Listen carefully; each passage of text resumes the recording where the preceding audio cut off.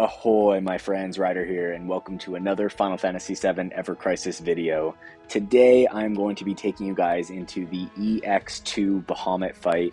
This is a really challenging fight. I fought this about 150 times and lost over and over and over for like the last 5 days. I made tweaks here and there on the builds until I basically had the entire fight completely choreographed and memorized down to the ATB. My strategy does not use one of these sigil breaking weapons, and which makes it pretty hard as a DPS check at the end. But I did get the fight very, very well rehearsed, and I'm hoping that will help you guys to clear it today. This is going to be the team that I ran while fighting Bahamut. I do think that it's definitely doable with Tifa. I never really got over to trying Tifa out. I just felt like one of the hardest things for me in this fight was the actual DPS check at the end, and I just felt like with Tifa I just wasn't going to have the damage to do it. So I'm going to go into these builds for this fight right here. I'm going to start with Sephiroth. Sephiroth actually has pretty low HP. When I first started doing this fight, I had everyone around 9k, and I thought you couldn't really do it with less. But as I progressed and started fighting him over and over and over and over and over, I started to make little subtle tweaks here and there. So as you can see, Sephiroth here sitting at 93k power. He's got 7.7k HP, 3.2k magic attack. He's got his physical defense is super low at 115, but his magic defense is high at 153. So essentially, after you block his second Mega Flare, which doesn't go off, he goes into a series of dive bombs and then umbral frenzies, right? So for my strategy, it revolves around him not targeting Sephiroth with that initial dive bomb. He will keep that character targeted for 2 attacks in a row. Sephiroth is just not good for that anyway, partially because the Kuja's Spirit Blade right here will not activate the physical attack down if he's below 50% HP. So I was really getting manhandled by that part for a minute there until I realized and remembered that aspect of the sword. So that was a big part of it. For his equipment here, the edged wings at OB7, which I just barely hit, actually pushed me over into the Ice Potential 5, which gave me just enough DPS. I mean, there were a few runs on this where I got him down to like a sliver last night. There were like a few runs, maybe 5 to 10 out of like 150, where I had him down like below 3%. So I was really trying to find ways to do and to up my damage here. So these were my R abilities right here. So I have the edged wings, OB7. I have the Kuja Spirit Blade, OB6. I think it can definitely be done with a less Kuja Spirit Blade, but it does help that it can go to high for sure. Of course, we have Diamond Dust here, and honestly, these materials, except for the Cura, are really just for stats. I did put a Ruinra on here just in case, but it does have good HP on there and magic attack, magic defense. So you're really just trying to put stuff that's going to get up. For him, it was magic defense and HP. As for his sub-equipments here, I'm running the 1000 Waves, the Beach Parasol, and the Silver Staff right here. All right, so going over to Aerith. Aerith is sitting at 77k power, 9k HP, 2.2k magic attack, and almost 2k healing. Her R abilities are as follows right here. So she is pretty strong with her physical defense and magic defense. At physical defense 163, magic defense 139, looking really solid. So honestly, I was hoping that Bahamut would target her with the dive bomb because she's so defensive on physical. And as for her primary equipments, I was running the Garnet's costume for the HP and heal, Fairy Tail OB10, Sun Umbrella OB7, Healing Wind for the limit break, and then I have a D-Faith on her, which is very important. This Breach is just for stats, and then a Cura for single target healing, which is also quite important. Her sub-equipments are the Hell House Cannon, boost HP physical defense, the Hell House Collar, boost HP physical defense, and the Bahamut Knuckles, which I had to actually kind of temporarily retreat from the fight in order to build this up, really for these R abilities, which are fantastic. All right, and last but not least, here we have Cloud, 84k power, 9.9k HP, 3.2k physical attack. He has low stats but high HP, so it tends to work out. He's got 116 physical defense, 122 magic defense. I'm running him essentially you're running him like a lightning god build. So the battle garb, here we have Murasame OB10, the bandage sword OB6, super clutch, especially if you can get it OB6. That high cast is, I mean, I don't think I could have done it without this sword at OB6, to be honest.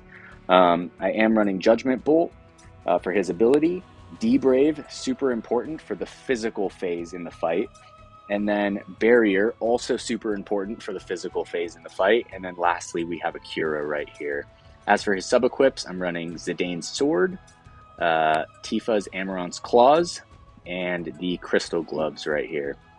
All right, guys. Well, that being said, this is the team I ran. I hope that this guide helps you guys to clear it. It's really freaking hard. I love these kind of fights. So yeah, let's get into it. All right, guys, here's the EX2 Bahamut Fight.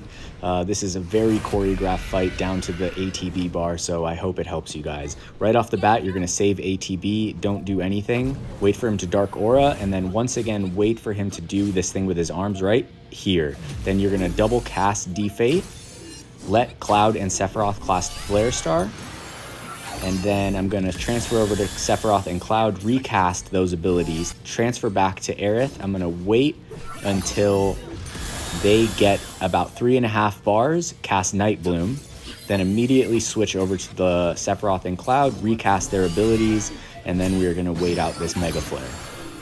All right, so this is the first little phase right here. Immediately following this Mega Flare, I'm going to Curaga. All right, let's see here. Curaga, switch it back to red, but don't do anything. Just let it wait. Once he starts to cast, Cloud and Sephiroth will auto-cast their DPS abilities. I will take it to 5 ATB and cast Night Bloom.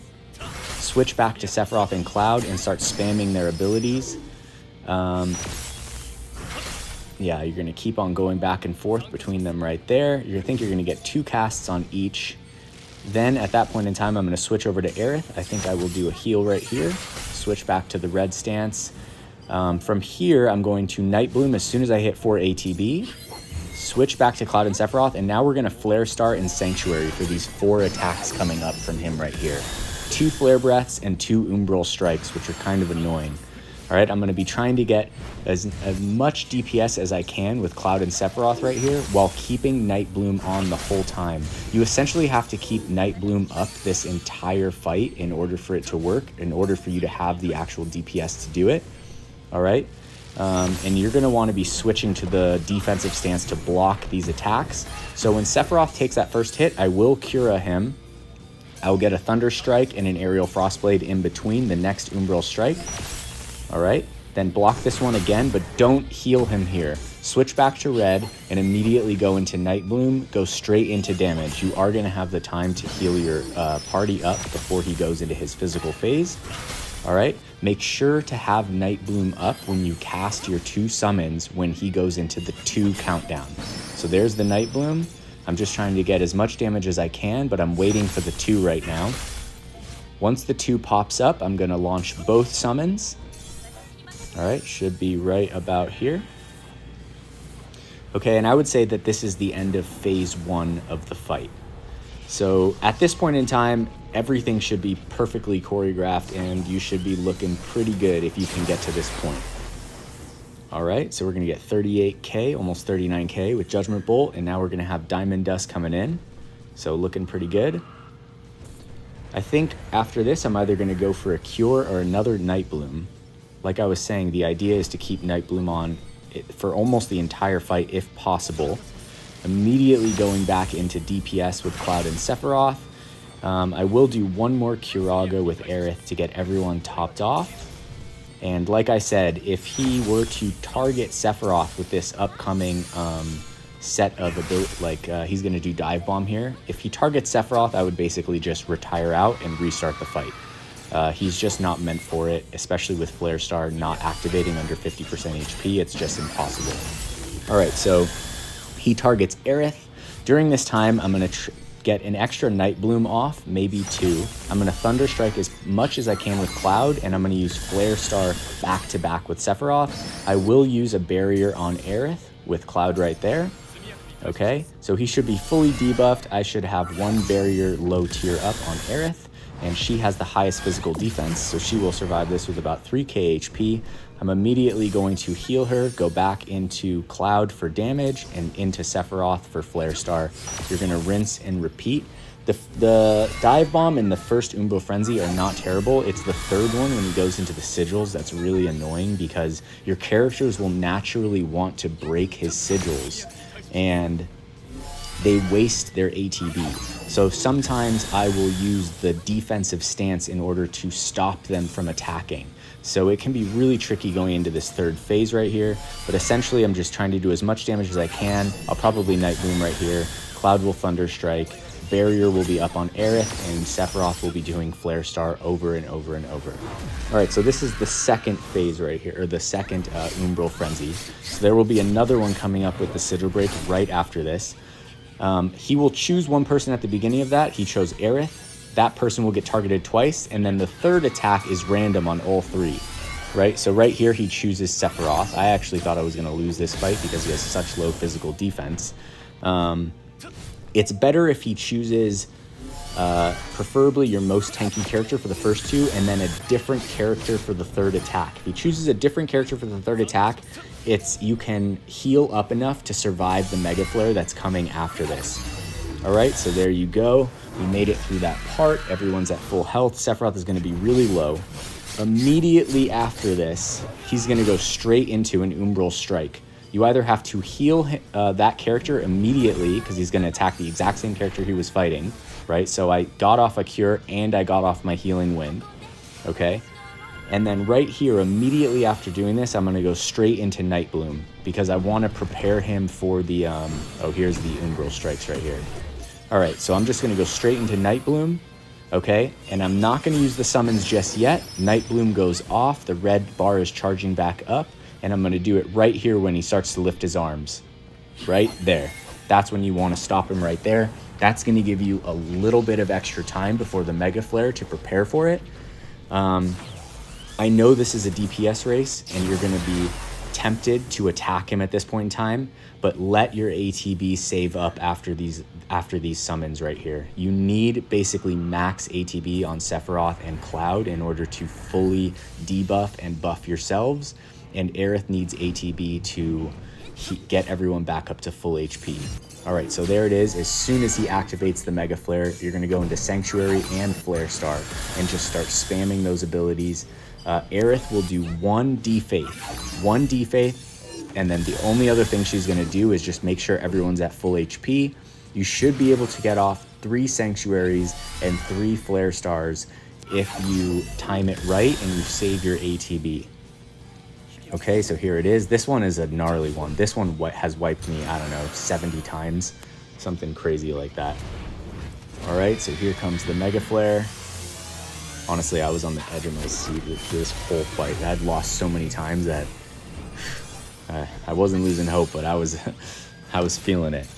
All right, so immediately after that, I go into a Night Bloom with Aerith, and he is going to go into 4 attacks in a row: a Tail Swipe, a Claw Swipe, a Flare Breath, and then Umbral Strikes. Do not skimp out on the healing on this part.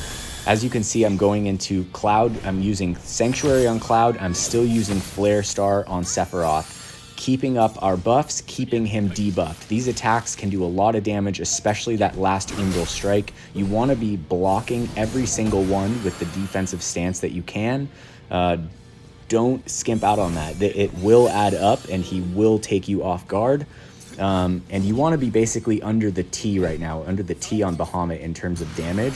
So he's going to be coming out with his last Umbral Strike right here. This is going to be the end of phase 2. All right. Boom.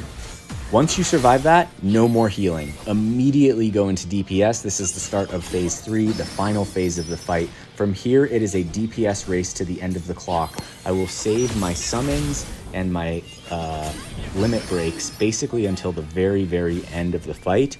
And I'm just going to be essentially spamming Nightbloom, Aerial Frostblade, and Thunderstrike over and over. I use an ability or something that I found out throughout this fight where I will switch periodically between characters, like you just see me doing right there, and it lags him just a little bit. So like if you switch to a character, wait about a half second, switch to another character, wait about a half second, and switch to another character, it will lag his ability animations because I'm not actually letting him start them.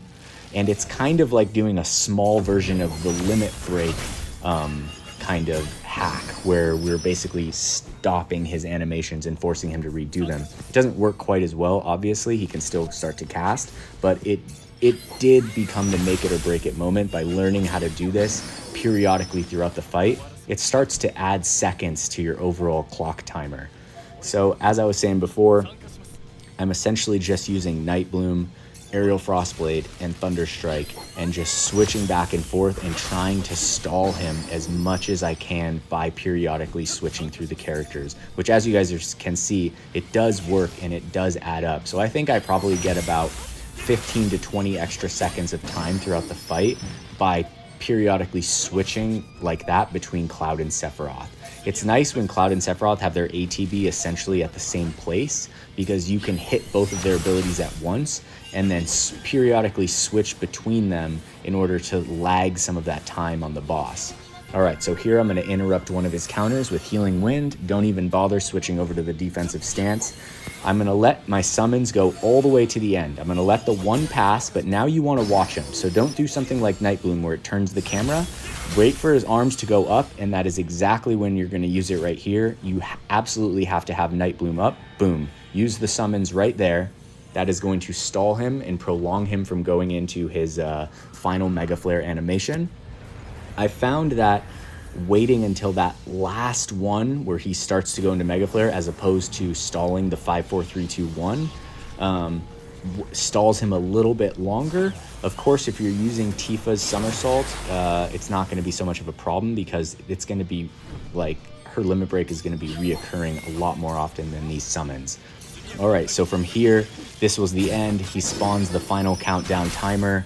My heart was racing at this point, and I was just trying to get as much damage as I absolutely could.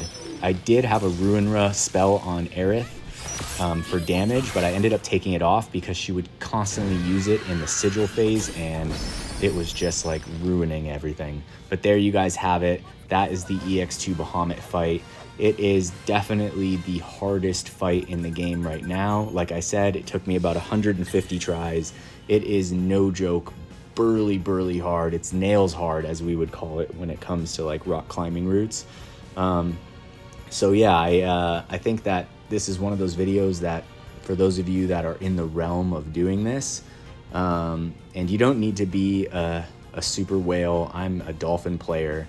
For free to play, I honestly don't know. If you had the right account, if you built the right things, if you pulled for the right things, then yes, I think it's possible, but it's extremely difficult fight. Like I said, I had to memorize basically a choreographed version of the entire thing down to the single ATB gauge when I was using the Nightblooms, how long they would last. So I really hope that this guide helps you guys to clear this fight. It is a really fun fight. It can be an infuriating fight, but it is super gratifying when you do take it down. That being said, if you do have a Zidane's sword OB10, this is going to be significantly easier. I don't have that. My Zidane's sword is only OB3, so I went for the elemental potency builds with the ice/lightning build, and as you guys can see, it does work. There is another video on YouTube of a player named Martin, I believe, who uses a very similar setup to mine. I think it's actually even a tad less built than mine. So props to that player. That was a fantastic run, and overall, I hope that this video is helpful for you guys. It was very painful experience, like taking him down. But that being said, I really appreciate all of you guys here on this channel. I wanted to get something up for you guys, and also just I love challenging content in general. So yeah, thank you guys for supporting me, for supporting the channel. I always appreciate your comments, feedbacks, and everything of the sort. So that being said, I hope you guys all have a wonderful day. I wish you guys the best of luck, and take care. Peace.